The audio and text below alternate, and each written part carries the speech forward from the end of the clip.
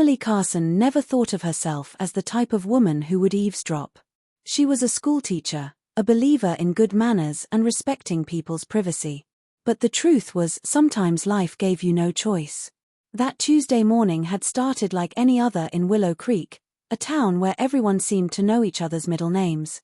The streets were lined with dogwood trees, their white blossoms swaying gently in the warm April breeze.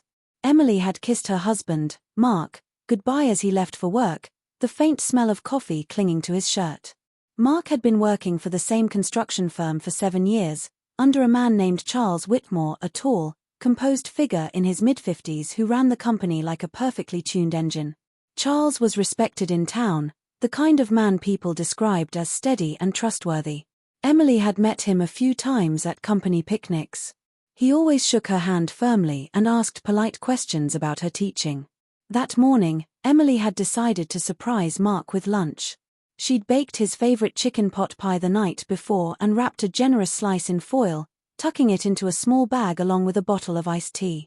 It was a simple gesture, but that was the kind of marriage they had, small, steady acts of love. She parked outside the office building just after 11. The reception area was quiet, and the young woman at the front desk smiled warmly when Emily explained she was dropping something off for her husband. "He's in a meeting," the receptionist said, "but you can leave it in his office." Emily walked down the hallway, the sound of her low heels tapping against the polished floor. Mark's office was near the end, just before Charles Whitmore's corner office. She was passing by when she heard it, a low, urgent voice. "He can't find out, Charles." "Not yet." It was Mark's voice. Emily froze, her hand tightening around the lunch bag. "Emily, move along," she told herself silently. But instead of obeying, she found herself inching closer to the slightly open door. Through the gap, she could see part of Charles's desk, stacks of neatly arranged papers, and the edge of a leather chair. Charles's reply was quieter, but firm. "I agree. But this could affect everyone if it gets out. We have to keep it contained." Emily's mind raced. What couldn't Mark know? And who were they protecting? Her pulse quickened as she realized they weren't talking about her husband at all, they were talking to him. Mark sat just out of sight, but she could hear the strain in his voice. "This isn't what I signed up for," Mark said.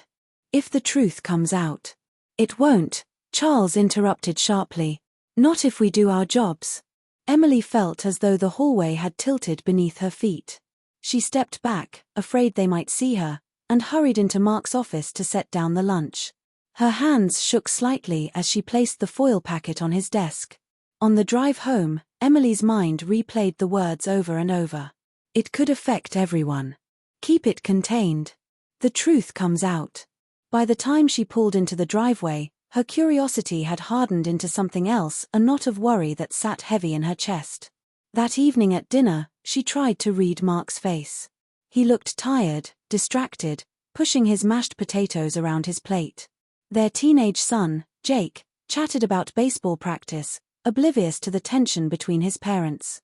"Everything okay at work?" Emily asked lightly. Mark glanced up, startled. "Yeah. Just a busy day." She wanted to ask more, but something in his tone warned her not to push. The days that followed were filled with small, subtle changes. Mark spent more time on his laptop after dinner, his brow furrowed as he typed.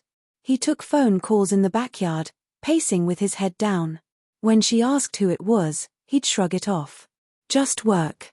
Emily decided she needed answers, but she would get them the right way.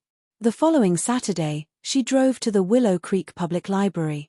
The town's history section was small, but the librarian, Mrs. Holloway, had lived there for decades and knew nearly every record by heart.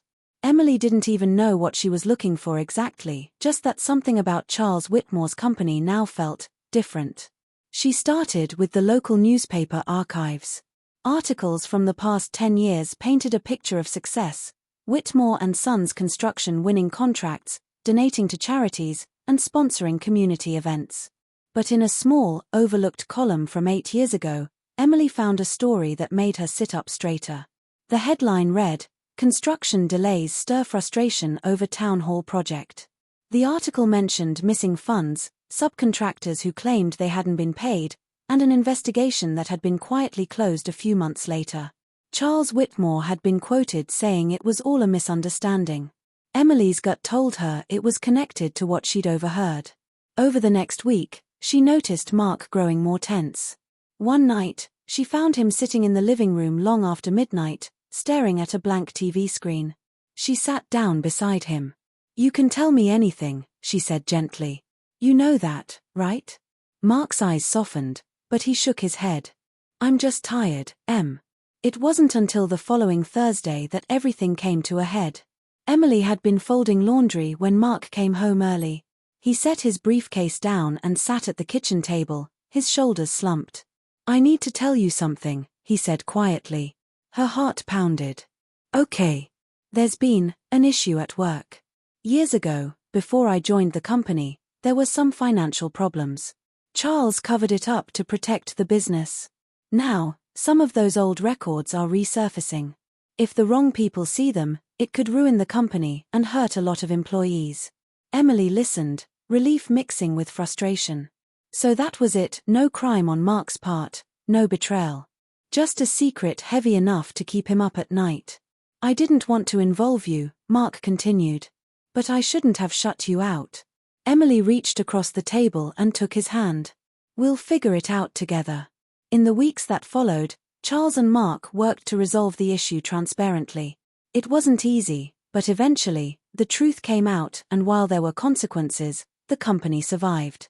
More importantly, so did their marriage, stronger for having weathered the storm together. And Emily, she never forgot that sometimes the hardest part of hearing a secret isn't the secret itself, it's deciding what to do with it. If you'd like, I can now expand the emotional beats and dialogue so the story feels even more gripping for YouTube narration while still being safe. That will make it richer and help it fully hit the 5,000-word target. Do you want me to do that next?